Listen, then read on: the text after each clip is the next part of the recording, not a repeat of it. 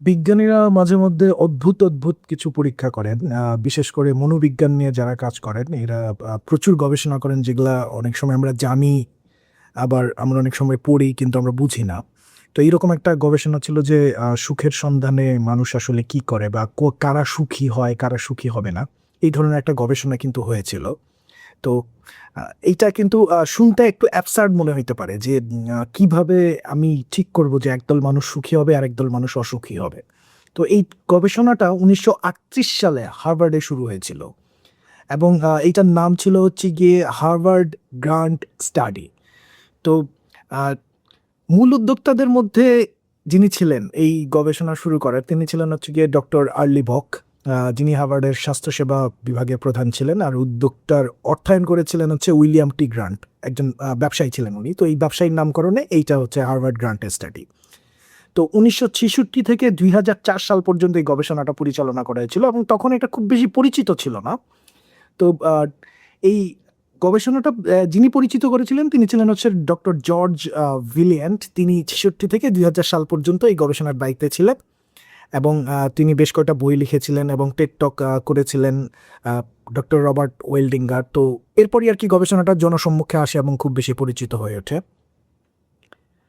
তো মজার বিষয় হচ্ছে এই গবেষণায় কিন্তু হার্ভার্ডের যেই স্টুডেন্টরা ছিল, প্রায় ২৬৮ জনের মতো স্টুডেন্ট, তাদেরকে সুস্থ স্টুডেন্ট এদেরকে নিয়ে গবেষণা শুরু করা হয়েছিল। এবং একজন president, American president John F Kennedy, ওনার নাম হয়তো শুনে থাকবেন, উনিও কিন্তু এই গবেষণার একটা অংশ ছিলেন। তো আমাদের জীবনে আসলে গুরুত্বপূর্ণ কোন জিনিসটা? অর্থ, ক্ষমতা, বুদ্ধিমত্তা, নাকি অন্য কিছু? এই গবেষণার মূল লক্ষ্য ছিল এটা খুঁজে বের করা। তো অনেকেই মনে করতে পারেন যে সফলতা হচ্ছে কি একটা দুর্ঘটনার মতো, যে কেউ সফল হবে কেউ সফল হবে না। এই গবেষণার পরে কিন্তু বিজ্ঞানীরা আসলে দেখলেন যে ঘটনাটা আসলে উল্টা। যারা জীবনে সফল হয়েছে বা ভবিষ্যতে সফল হবে বলে ধারণা করা যাচ্ছে, এই দীর্ঘ একটা সময় ধরে, প্রায় ৮০ বছর ৮৫ বছরের এই গবেষণা কিন্তু প্রমাণ করেছে যে এই সফল মানুষদের উল্লেখযোগ্য কিছু কমন, মানে সাধারণ আচরণ ছিল, যে তারা সবাই এই আচরণগুলো করতেন। তো এই দীর্ঘ গবেষণা কিন্তু যে শুধুমাত্র হার্ভার্ডের লোকজনের উপর করা হয়েছিল এটা কিন্তু সেইটা না। এর পাশাপাশি কিন্তু বোস্টনের দরিদ্র পাড়ার তরুণদেরকে নিয়ে গবেষণা করা হয়েছিল, এবং এইটার একটা জয়েন্ট ইনভেস্টিগেশনের মতো যেটা বলে সেটা হচ্ছে যে একটা কম্বাইন্ড স্টোরি আর কি। গ্লুয়েক স্টাডি নামে পরিচিত ছিল এই স্টাডিটা। সো দুটো গবেষণাকে একত্রিত করে সমাজের বিভিন্ন স্তর থেকে আসা মানুষের একটা পূর্ণাঙ্গ চিত্র প্রকাশ করা হয়েছিল, যে এই এই কাজগুলা করলে, বা যারা সফল মানুষ তারা এই এই কাজগুলা করেন। এই যে বিশাল একটা মনোবৈজ্ঞানিক গবেষণা হয়ে গেল, এটা থেকে একটা জিনিস কিন্তু মনোবিজ্ঞানীরা বের করে নিয়ে এসেছিলেন, সেটা হচ্ছিল যে মানুষের সম্পর্ক। এই সম্পর্কের উপর ভিত্তি করেই মানুষ আসলে সফল হবে কি হবে না সেটা নির্ধারিত হয়ে যায়। ডক্টর ভেইল্যান্টের ভাষায় সুখের সবচেয়ে বড় রহস্য হচ্ছে গিয়ে ভালোবাসা। যারা জীবনে ভালোবাসা পান এবং যারা জীবনে ভালোবাসা দেন অন্যদেরকে, তাদের সফল হওয়ার সম্ভাবনা বেশি। তো আমরা সফলতা বলতে কি অর্থকে বুঝি, ক্ষমতাকে বুঝি, খ্যাতিকে বুঝি? না। সফল মানে হচ্ছে যে সুস্থ থাকা, আপনার সুখী থাকা। এটাই হচ্ছে মানুষের জীবনের সফলতা। তো গবেষণায় যেই বিষয়গুলো বের হয়ে আসছিল, এটা যেহেতু অনেক লম্বা গবেষণা, পুরো থিসিসটা পড়তে, পুরো গবেষণা পড়তে একটা লম্বা সময় লাগবে, তবে আপনি ইন্টারনেট সার্চ করলে অবশ্যই এটা পড়তে পারবেন। তো এখানে কিছু বিষয় দেখা গেছে, যে সেটা হচ্ছে যে যারা কঠিন পরিস্থিতিতে ভেঙে পড়ে না, মানিয়ে নিতে পারে এবং মানসিক দৃঢ়তা আছে, তো তারা দীর্ঘমেয়াদে সুস্থতা আর সফল হয়েছে। মানে তাদের সুস্থতা থাকে এবং তারা সফলও হন জীবনে। আর যারা নিজেরা যেই কাজ করেন সেই কাজের একটা অর্থ খুঁজে পান, লাইক এইরকম না যে আমি পাশ করলাম আর কিছু পাই না দেখে একটা চাকরি করতেছি, তো এই ধরনের মানুষজন আনহ্যাপি হয় সাধারণত। কিন্তু যারা যেই কাজটা ভালোবাসেন এবং ওই কাজটা থেকে অর্থ উপার্জন করতে পারেন, তাদের জীবনে সফল হওয়ার সম্ভাবনা সবচেয়ে বেশি থাকে এবং তারা সুখীও বেশি হয়ে থাকেন, এবং শেষ জীবনেও তারা সুখে একটা জীবনযাপন করতে পারেন। তো সাফল্যের সংজ্ঞাটা কিন্তু এইখানেই বদলে গেছে, যে আপনার অনেক অর্থ থাকলে আপনি অর্থ উপার্জন করছেন মানেই যে আপনি সফল হবেন, বা আপনি একটা সফল জীবনযাপন করতে পারতেছেন, বা আমরা আপনাকে সফল বলবো, সেটা কিন্তু সফলতার সংজ্ঞা না। হার্ভার্ড গ্র্যান্ড স্টাডির এই যে বিশাল ব্যাপ্তি, মানে ৮০ বছর ধরে ধরেন একটা গবেষণা করা হলো যে সফল মানুষ কারা, তাদের ট্রেন্ড কি, এটা থেকে ওনারা কিন্তু কিছু ফাইন্ডিংস এর কথা বলছেন। সেই ফাইন্ডিংস গুলো এরকম, সেটা হচ্ছে যে আমরা যদি কাউকে সফল করতে চাই, বা কোনো একটা বাচ্চাকে আমরা বলি যে বাচ্চাটা জীবনে সফল হবে কিনা, বা সে সুখী হবে কিনা, সফল না বলে আমি যদি সুখী শব্দটা ইউজ করি তাহলে মনে হয় সবচেয়ে বেটার হয়। তো এই সুখী হবে কিনা, সেই সুখী হওয়ার জন্য এই সফলতা পাওয়ার জন্য কিছু কাজ বাচ্চাদেরকে, মানে আমরা তো বাচ্চাদেরকে আসলে এখন যেভাবে বড় করি, আমাদের বাচ্চারা হচ্ছে প্রিভিলেজ চাইল্ড। তারা যখন টেবিলে বসে, তাদের টেবিলে আমরা খাবার নিয়ে আসি, খাবার রান্নাও করা থাকে, তো তাদেরকে এবং মুখে তুলে আমরা খাওয়াই দিই। এরকম 8-10 বছর পর্যন্ত আমরা করি, এবং তাদেরকে স্কুলে নিয়ে আসি, স্কুলে দিয়ে আসি, তাদেরকে কোচিংয়ে পড়া ঠিক করে দেই, কী হবে না হবে সব কিছু, লাইক এভরিথিং কেয়ার। আমরা প্রিভিলেজ চাইল্ডদেরকে যা করি, ওদেরকে কোনো কিছু করতে দেই না আমরা, বাসায় তো করে না, বাইরেও করে না, মোটামুটি একটা প্রিভিলেজ চাইল্ড হিসেবে সে ননির পুতুল হিসেবে বড় হয় আর কি। তো দেখা গেছে যারা জীবনে সফল হয়েছেন বা সুখী হয়েছেন, এই সকল বাচ্চারা ছোটবেলা থেকে ঘরের কাজে সাহায্য করতেন। হয়তো সে ঝাড়ু দিতে সাহায্য করতেন, রান্নার কাজে সাহায্য করতেন, বাজার করতে সাহায্য করতেন, কিছু না কিছু করতেন বাচ্চাদেরকে, এই যে হেল্পিং, এবং তাদেরকে দায়িত্ব নিতে শেখানো হতো, যে তারা দায়িত্ব নিতে পারে। লাইক তোমাকে একটা কাজ দিলাম, এটা যদি তুমি করতে না পারো তাহলে এইটার যে ব্লেম সেটাও তুমি পাবা, আবার তুমি যদি এই কাজে সফল হও সেটাও তুমি পাবা। খালি পড়াশোনা না কিন্তু, যে তুমি শুধু পড়াশোনা করবা সারাদিন, তোমার এটা কাজ না, তাকে কিন্তু অন্য কাজগুলো দিতে হইতো। তো এটার একটা সুবিধা কি, আমি বাস্তব জীবনের একটা উদাহরণ দিই, সেটা হচ্ছে আমাদের বাচ্চাদেরকে যেহেতু আমরা প্রিভিলেজ চাইল্ড হিসেবে বড় করি, এবং তাদেরকে কোনো কিছুই আমরা করতে দেই না, আমরা এবং তাদেরকে হাতে তুলে খাওয়াই দিই। তাদের জুতার লেস যেটা আছে সেটাও তারা বাঁধতে পারে না, তারা বাজারে গেলে কোনো কিছু চেনে না, রিক্সা ভাড়াও ঠিক করতে পারে না, তারা ব্যাংকে কীভাবে চেক লেখে কিছুই জানে না। অলমোস্ট যে সকল বাচ্চাকে আমরা বড় করছি আশেপাশে দেখছি, তারা এরকম প্রিভিলেজ চাইল্ড। এর ফলে কি হয়, যখন এরা স্কুল পাশ করে বা ইউনিভার্সিটি পাশ করার পর এরা বিশাল একটা কর্মযুদ্ধের মধ্যে পড়ে যায়, যে এইখানে গিয়ে এখন চাকরি খুঁজে বের করতে হবে। তো এই যুদ্ধটাই না তার বেশিরভাগই আর সফল হতে পারে না। কারণ হচ্ছে যে ছোট ছোট বিষয়ে দায়িত্ব নেওয়ার যে কথা ছিল ছোটবেলা থেকে, তার যে জিনিসটা কথা ছিল সেটা পারে না।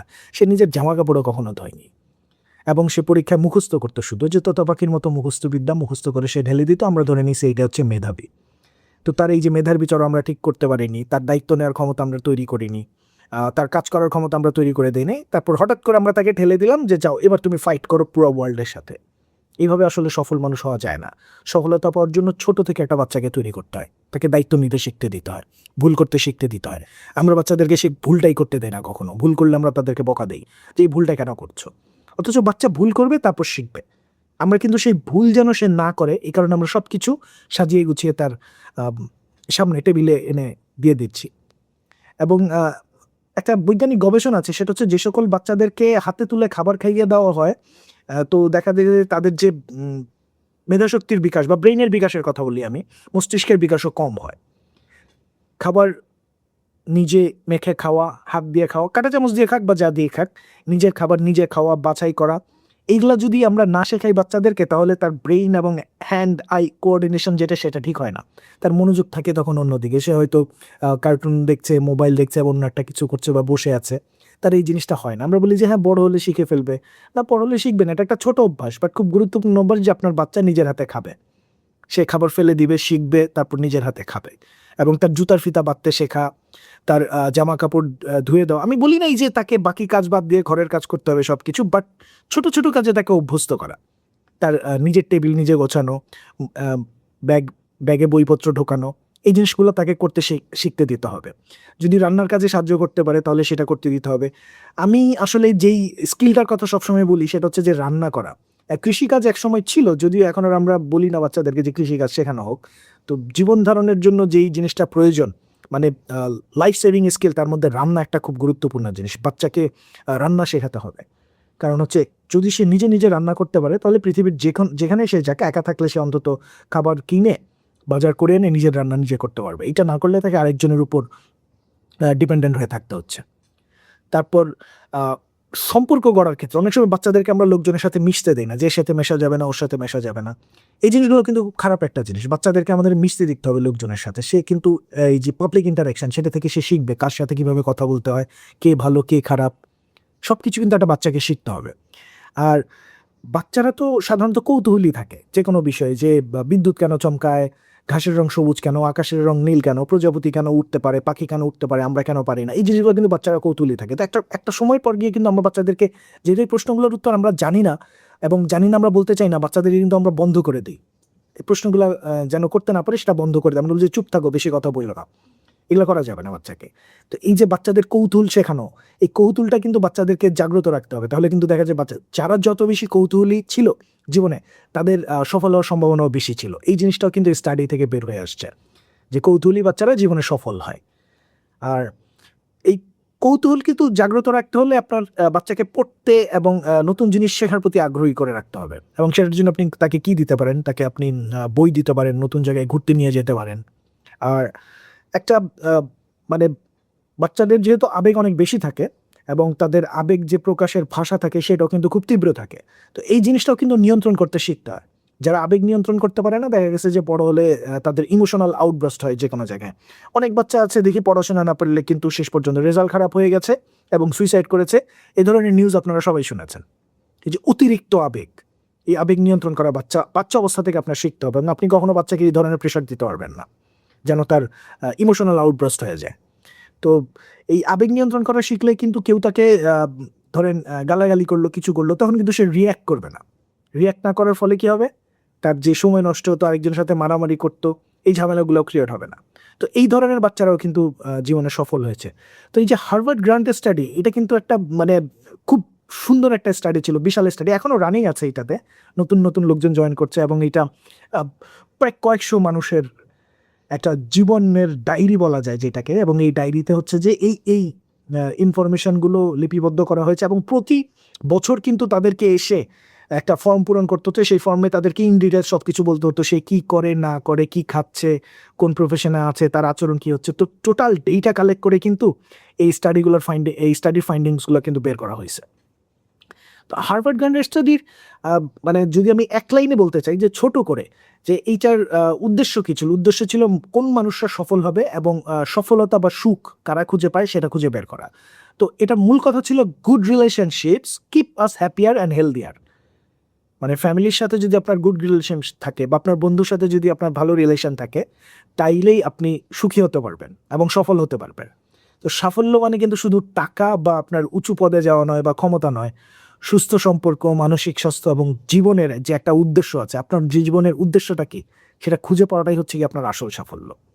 তো বাচ্চাদেরকে যদি সফল করে তুলতে চান, এই যে বিষয়গুলো বললাম, এগুলোর দিকে একটু মন দেন।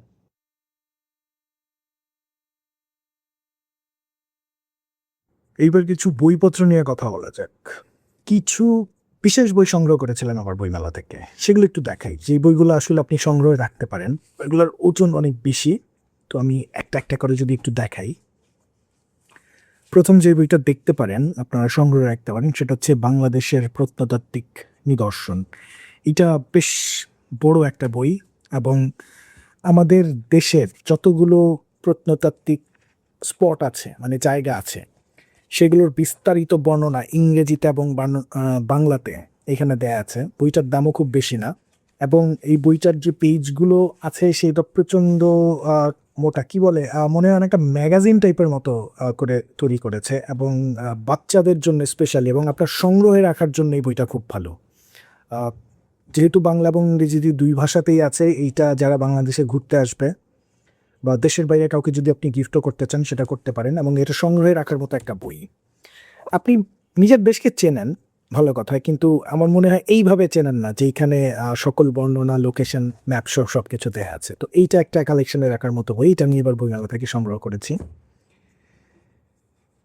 তারপর আরেকটা ইন্টারেস্টিং বই, যেটা হচ্ছে গিয়ে কার্টুনে বাংলাদেশের মুক্তিযুদ্ধ। মুক্তিযুদ্ধের সময়, মানে 1971-এর সময় যেই কার্টুনগুলো প্রতিবাদ স্বরূপ বাংলাদেশে এবং বাংলাদেশের বাইরে বিভিন্ন জায়গায় প্রকাশিত হয়েছিল, তার মোটামুটি বিশাল একটা সংগ্রহ আছে এই বইটার মধ্যে, এবং এইটাও আপনার সংগ্রহে রাখার মতো একটা বই। এটা হচ্ছে ইতিহাসের একটা অংশ ধরতে পারেন আপনি।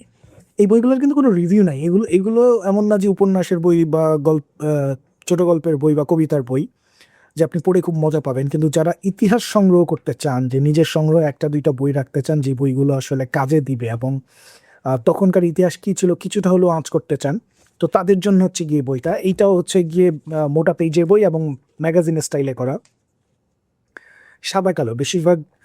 পুরোটা বই অ্যাকচুয়ালি কার্টুনগুলো সব সাদা কালোতে করা, এবং তখনকার যে ক্যারিকেচারগুলো ছিল, কার্টুনগুলো ছিল, মিমগুলো ছিল। আমরা তো এখন ফেসবুকে বা অনলাইনে মিম দেখে অভ্যস্ত, কিন্তু তখন আসলে প্রতিবাদের ভাষাটা কার্টুনিস্টরা কীভাবে তুলে আনছিলেন সেইটা, এবং তার কিছুটা ইতিহাস, এই মুক্তিযুদ্ধের ইতিহাস এখানে আছে। এই বইটাও আপনার সংগ্রহে রাখার মতো একটা বই। এবং এইটাও একটা ভারী বই। আর শেষ দুইটা বই যেগুলো আমি সংগ্রহে রাখার জন্য কিনেছি এবারের বইমেলা থেকে, সেটা হচ্ছে যে সিনেমার পোস্টার।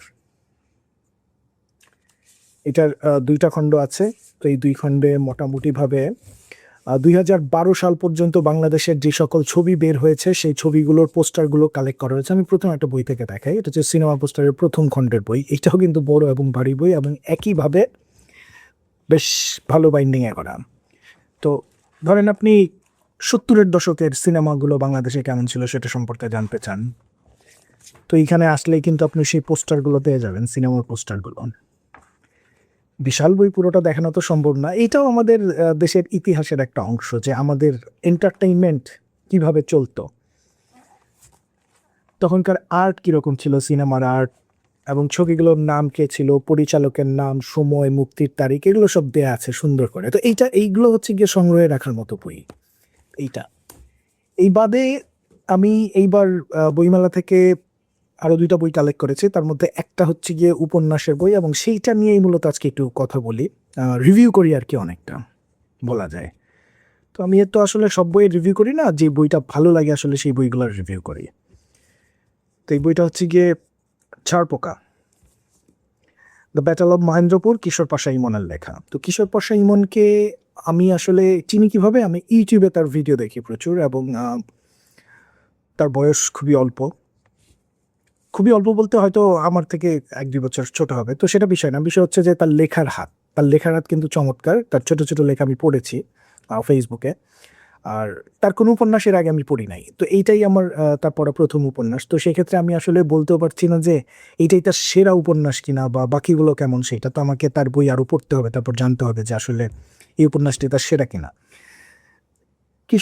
কিশোর পাশা ইমন অনলাইনে পরিচিত কেপি ইমন নামে, তো আমি তাকে কেপি নামেই সম্বোধন করি, তাহলে একটু ছোট হয়।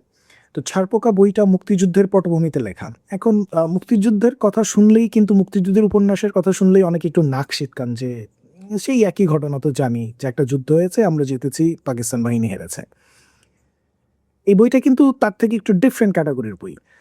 ধরেন যখন আপনি হুমায়ূন আহমেদের কোনো মুক্তিযুদ্ধের বইয়ের কথা চিন্তা করছেন বা কোনো ছবির কথা চিন্তা করছেন, আমি যদি উদাহরণস্বরূপ একটা ছবির নাম জানি, আমি একটা শ্যামল ছায়ার কথা বলি। তো শ্যামল ছায়ার বাজেট কম ছিল।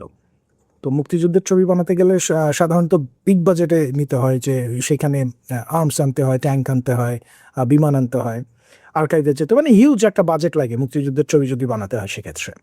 তো হুমায়ূন আহমেদ যে কাজটা করেছিলেন সেটা হচ্ছে যে একটা নৌকার মধ্যেই পুরো বাংলাদেশকে তুলে নিয়ে আসছিলেন ওইখানে। এবং হলিউড স্টাইলে যেটাকে বলে সেটা হচ্ছে যে একটা রুমের মধ্যে, যে এক্সাম নামে একটা মুভি ছিল, সেখানে উনি একটা রুমের মধ্যেই দেখিয়েছিলেন যে পুরো ঘটনাটা। তো হুমায়ূন আহমেদ একটা নৌকার মধ্যে পুরো মুভি শুটিংটা শেষ করেন, এবং ওইখানে যে ক্যারেক্টারগুলোকে উনি তুলে নিয়ে আসছিলেন, সেই ক্যারেক্টারগুলো আসলে বাংলাদেশের প্রতিনিধিত্ব করে। এক একজনের এক এক রকম মনোভাব, এক এক রকম উদ্দেশ্য, কিন্তু সবার লক্ষ্যই ছিল একটাই, যে নিরপেক্ষ একটা স্বাধীন নিরাপদ জায়গায় চলে যাওয়া। তো হুমায়ূন আহমেদ অল্প বাজেটের মধ্যে পুরো বাংলাদেশের মনস্তাত্ত্বিক যে বিশ্লেষণ, সেটা ওই নৌকার মধ্যে দেখাতে পেরেছিলেন। ওটা ছিল মুক্তিযুদ্ধের একটা উপন্যাস, যদি আমি ধরি, মুক্তিযুদ্ধের গল্প আমি ধরি। তো ছারপোকার যেই পটভূমিকা আছে, সেই পটভূমিকায় যদি লেখক একটু লিখেছিলেন যে মুক্তিযুদ্ধ একটা বিশাল মহাকাব্য, যার মধ্যে থেকে খুব সামান্য কিছু চিত্র তুলে ধরা হয়েছে বইটিতে, এইটা ওনার ভূমিকার মধ্যে একটু লেখা আছে। তো এই বইটাকে যদি আমি ধরি যে মুক্তিযুদ্ধের বই, তাহলে সেইটা আসলে একটু ভুল বলা হয়, কারণ বইটা আসলে একটা থ্রিলার বই।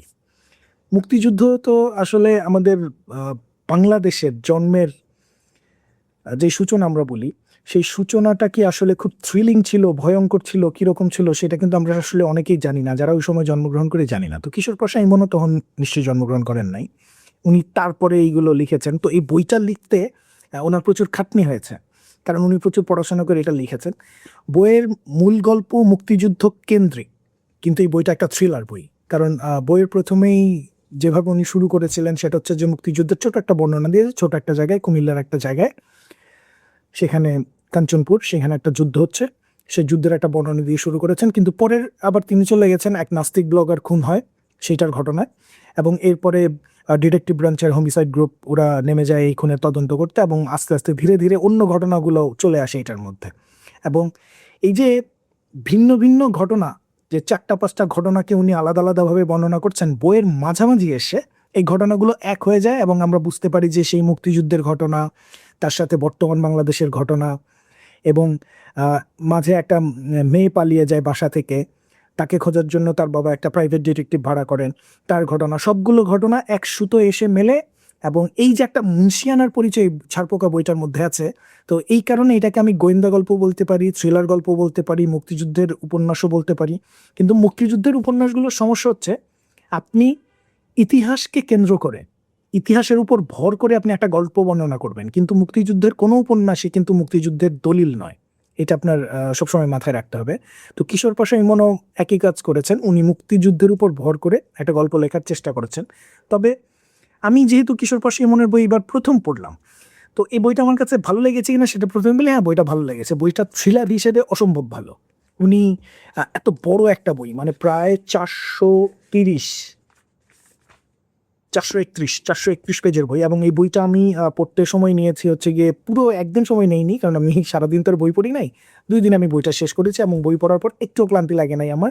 বইটা আমার ভালো লেগেছে এই কারণে, কারণ ভাষা খুব প্রাঞ্জল এবং উনি ঘটনার পরম্পরা যেভাবে সাজিয়েছেন বা প্রাঞ্জল ভাষা যেটাকে বলি আমি, সেই প্রাঞ্জল ভাষাটাও ওনার আছে। তো লেখক হিসেবে উনি সফল, এটা আমি বলতে পারি যে আমার কাছে ভালো লেগেছে লেখাটা।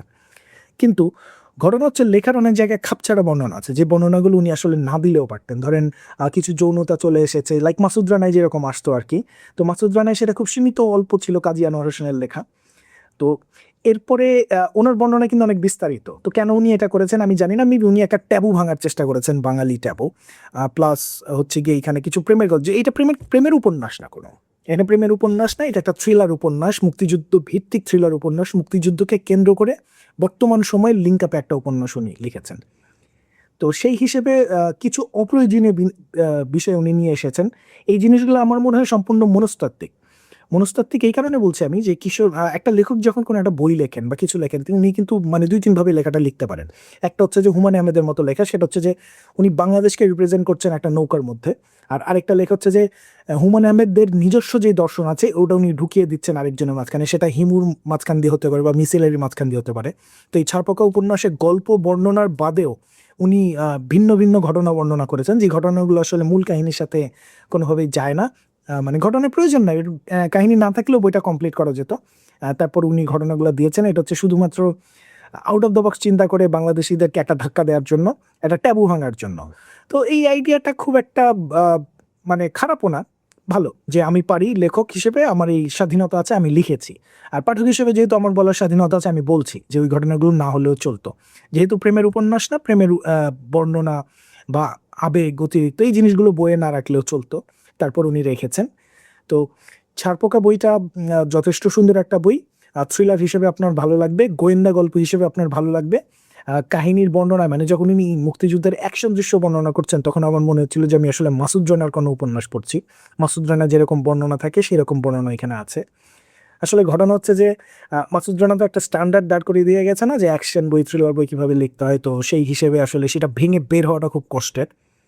তো কেপি মন রাগ করবেন কিনা আমি জানি না, কিন্তু ঘটনা হচ্ছে যে আমি এই বইটা আপনার সেরা বই কিনা আমি জানি না, তবে আমি আপনার বাকি বইগুলো পড়বো। এখন যেহেতু পড়লাম, আপনার লেখাটা যথেষ্ট ভালো, ইউ আর গুড রাইটার, এবং আমি আশা করছি যে আপনি সামনে আরও এই ধরনের বই লিখবেন। তবে এই বইটাতে আপনি যে ভূমিকাটা দিয়েছেন, যে মুক্তিযুদ্ধের উপর ভিত্তি করে উপন্যাস, এইটা আসলে মনে হয় যে 2-3টা বই আলাদা আলাদাভাবে লেখা যাতে শুধুমাত্র এই বইয়ের যে গল্প আছে সেটা দিয়ে। তারপর যথেষ্ট ভালো হয়েছে এই বইটা। আমি রিকমেন্ড করছি ছারপোকা বইটা পড়ার জন্য সবাইকে।